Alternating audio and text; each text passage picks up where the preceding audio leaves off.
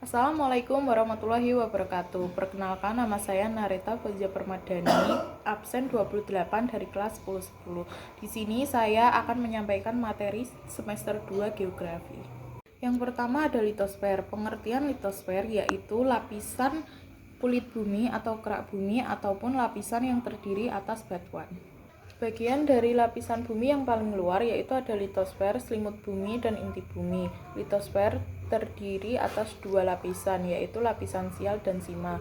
Lapisan sial yaitu memiliki sifat padat, ketebalannya 35 km, terdiri atas kerak benua dan kerak samudra. Sedangkan lapisan sima yaitu memiliki sifat elastis, ketebalannya 65 km, dan letaknya di bawah lapisan sial. Selanjutnya ada batuan, yaitu yang pertama ada batuan beku. Batuan beku yaitu batuan yang terbentuk dari magma yang membeku.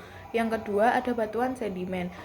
Batuan sedimen yaitu batuan yang terbentuk dari pengendapan pecahan atau butiran batu lain yang melapuk. Yang ketiga ada batuan metamor. Batuan metamor yaitu batuan yang terbentuk dari batuan asli yang mengalami perubahan atau metamorfosis. Selanjutnya ada tenaga endogen. Tenaga endogen yaitu tenaga yang berasal dari dalam permukaan bumi. Tenaga endogen dibagi menjadi tiga, yaitu tektonisme, vulkanisme, dan seisme. Pengertian tektonisme yaitu tenaga dari dalam bumi yang menyebabkan perubahan muka bumi. Yang kedua ada vulkanisme. Vulkanisme yaitu tenaga yang berasal dari pergerakan magma dari dalam bumi ke permukaan bumi. Yang ketiga ada seisme. Seisme yaitu tenaga yang diakibatkan oleh pergerakan lempeng bumi yang menyebabkan terjadinya getaran atau gempa bumi. Adapun jenis tektonisme, yaitu yang pertama ada gerak epirogenesa, yaitu pergerakannya lambat, terjadi dalam waktu yang lama dan pada wilayah yang luas. Yang kedua ada gerak orogenesa, yaitu terjadi dalam waktu yang singkat pada wilayah yang sempit dan arah horizontal.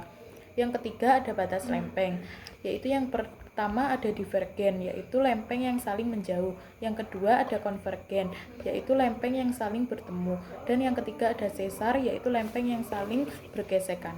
Adapun jenis vulkanisme yaitu ada intrusi magma dan ekstrusi magma. Dan ada juga jenis seisme, yaitu ada gempa tektonik, gempa vulkanik, dan gempa runtuhan. Selanjutnya ada tenaga eksogen. Tenaga eksogen yaitu tenaga yang berasal dari luar permukaan bumi. Tenaga eksogen dibagi menjadi 4, yaitu pelapukan. Pelapukan yaitu proses terhancurnya batuan dari luar permukaan bumi. Pelapukan dibagi menjadi 3, yaitu pelapukan mekanis, pelapukan kimiawi, dan pelapukan biologis. Selanjutnya ada erosi. Erosi yaitu proses pengikis lapisan batuan. Erosi terbagi menjadi 3, yaitu ada erosi air, erosi angin, dan erosi gletser. Selanjutnya ada sedimentasi. Sedimentasi yaitu proses mengendapnya batuan atau material dari bumi. Sedimentasi dibagi menjadi 3, yaitu sedimentasi fluvial, sedimentasi ailoin, dan sedimentasi marin. Selanjutnya ada mass wasting. Mass wasting yaitu proses pergerakan tanah dalam jumlah besar karena gravitasi. Jenis gerakannya yaitu seperti tanah amblas, tanah mengalir, tanah longsor, tanah nendat, dan lumpur mengalir. Selanjutnya ada materi tentang atmosfer. Pengertian atmosfer yaitu lapisan udara yang ada di sekitar bumi sebagai pelindung dari radiasi matahari dan benda angkasa. Ada juga unsur atmosfer, yaitu yang pertama ada nitrogen, oksigen, argon, karbon dioksida, neon, helium, ozon, hidrogen, klorofluorkarbon, dan xenon dan metana. Adapun lapisan atmosfer yaitu yang pertama ada troposfer, stratosfer, mesosfer, termosfer, dan eksosfer. Selanjutnya ada cuaca dan iklim. Cuaca adalah kondisi udara pada suatu wilayah yang ruang lingkupnya kecil dan terjadi secara singkat atau cepat. Iklim sendiri yaitu kondisi rata-rata cuaca pada wilayah yang luas dan terjadi dalam waktu yang lama. Adapun unsur cuaca yaitu ada cahaya matahari, suhu, angin, udara, kelembapan udara, awan, dan curah hujan. Selanjutnya ada materi tentang awan. Pengertian awan yaitu sekumpulan uap air yang mengembun di atmosfer, suatu massa yang berisikan tetesan air atau kristal yang berada di atmosfer. Memiliki macam berdasarkan ketinggian dan bentuk. Adapun bentuk awan yaitu ada cirrus, cumulus, stratus. Ada juga jenis awan yaitu awan tinggi, awan tengah, dan awan rendah. Adapun awan tinggi yaitu ada cirrus, cirrostratus, dan cirrocumulus. Ada juga awan tengah. Awan tengah yaitu ada altokumulus dan altostratus. Ada juga awan rendah yaitu ada stratocumulus dan stratus. Dan yang terakhir ada awan naik yaitu ada nimbus stratus, cumulus dan cumulonimbus. Selanjutnya ada hidrosfer.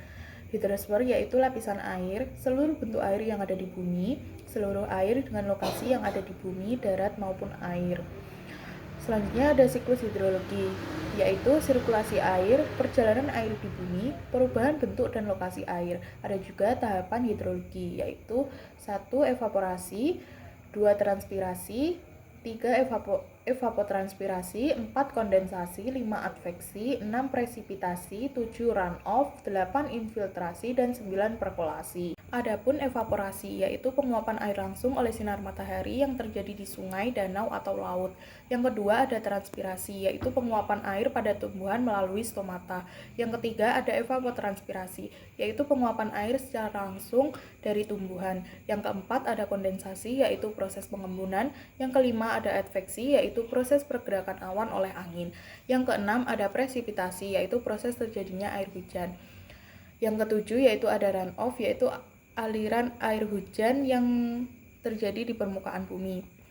Yang ke-8 yaitu ada infiltrasi yaitu proses masuknya air ke dalam tanah, dan yang terakhir ada perkolasi yaitu pergerakan air di dalam tanah. Selanjutnya ada perairan laut. Perairan laut berdasarkan sebab terjadinya yaitu ada laut ingresi, laut transgresi, dan laut regresi. Selanjutnya ada perairan laut berdasarkan kedalamannya, yaitu ada zona litoral, zona neritik, zona batial, dan zona abisal.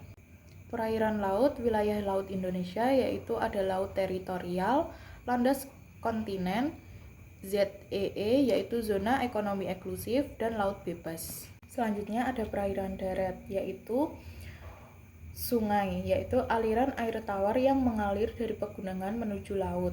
Arah aliran yaitu ada hulu, tengah, dan hilir. Jenis sungai berdasarkan sumber yaitu ada sungai hujan, sungai gletser, dan sungai campuran. Selanjutnya ada berdasarkan volume yaitu ada sungai episodik, sungai periodik, dan sungai epermal. Sekian materi yang dapat saya sampaikan. Apabila saya ada salah kata, saya mohon maaf. Saya akhiri. Wassalamualaikum warahmatullahi wabarakatuh.